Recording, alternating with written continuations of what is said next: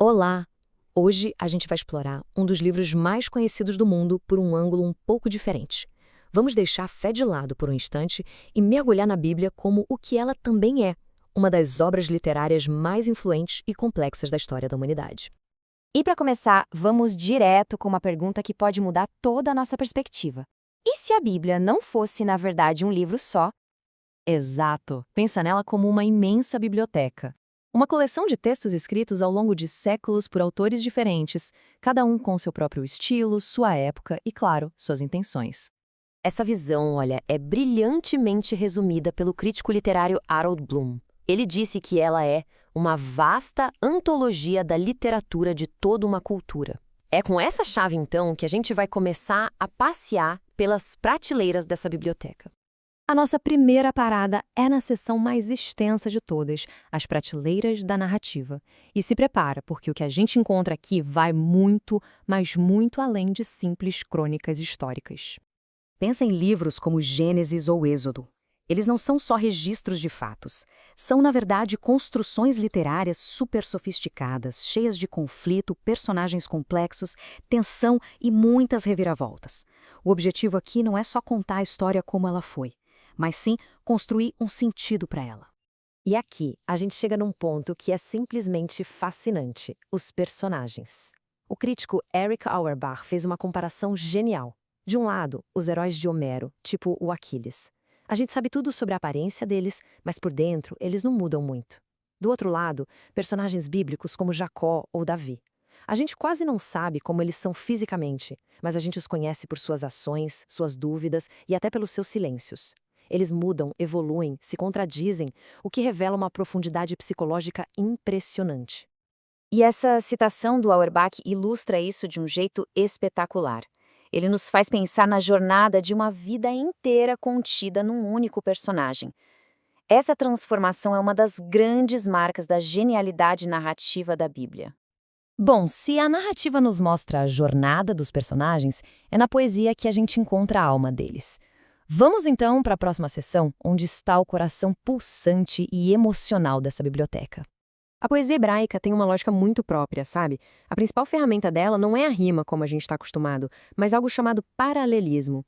A ideia é que um conceito se constrói pela relação com a linha seguinte, seja para reforçar, para criar um contraste ou para completar o pensamento. E essa técnica se divide em 3 tipos principais: o sinonímico, que basicamente repete a mesma ideia com outras palavras, o antitético, que cria um contraste, e o sintético, que expande a ideia inicial. É uma forma muito engenhosa de construir significado, uma verdadeira arquitetura de pensamentos. E é essa estrutura poética que dá voz a algumas das expressões mais honestas da nossa condição humana. Lá nos Salmos a gente encontra a crueza do medo, da esperança, da raiva. E no Cântico dos Cânticos algo radicalmente surpreendente, uma celebração do amor e do desejo carnal, uma coisa raríssima em textos sagrados antigos. Seguindo em frente, chegamos numa seção bem provocadora: a inquietação da sabedoria. É aqui que a biblioteca parece entrar num debate interno, sabe? Uma discussão acalorada. Livros como Jó e Eclesiastes não estão aqui para dar respostas fáceis. Muito pelo contrário.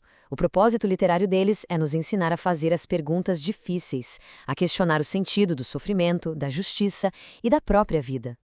Quer um exemplo perfeito desse debate? A questão da justiça. Os bons são sempre recompensados?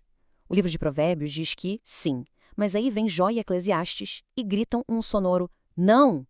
Mais pra frente, o livro da sabedoria tenta conciliar, dizendo sim, mas só na próxima vida. Essa conversa, essa tensão entre os próprios livros é um sinal de uma riqueza intelectual gigantesca. E tudo isso nos leva ao argumento que é talvez o coração de toda essa análise: histórias em vez de ideias. Esse é basicamente o sistema operacional do pensamento bíblico. Para entender a Bíblia como literatura, é fundamental sacar essa diferença. O pensamento grego de Platão e Aristóteles busca a abstração, as definições universais. Ele pensa em ideias.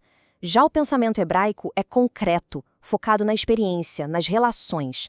Ele não vai definir o que é amor, ele vai contar uma história de amor. Ele pensa em histórias. A consequência disso é profunda. Nessa obra, a verdade não é um conceito para ser definido num tratado de filosofia. É uma jornada para ser vivida, com todas as suas contradições e reviravoltas. E essa forma de pensar através de histórias é tão, mas tão fundamental que um dos maiores teóricos da literatura, Northrop Frye, chamou a Bíblia de o Grande Código. Para ele, ela é a matriz que deu origem aos arquétipos, às metáforas e às estruturas que moldaram toda a literatura do Ocidente. Mas afinal, por que tudo isso importa? Porque olhar para a Bíblia como literatura a liberta. A gente tira ela de uma caixinha puramente religiosa e a devolve para o seu lugar de direito, a grande praça da cultura, onde ela pode ser lida, debatida e admirada por sua incrível arte. Então, fica a reflexão. Se a gente lê a Bíblia não para encontrar respostas sobre o divino, mas como um espelho da experiência humana, que verdades essa imensa biblioteca de histórias, poemas e debates nos conta sobre nós mesmos?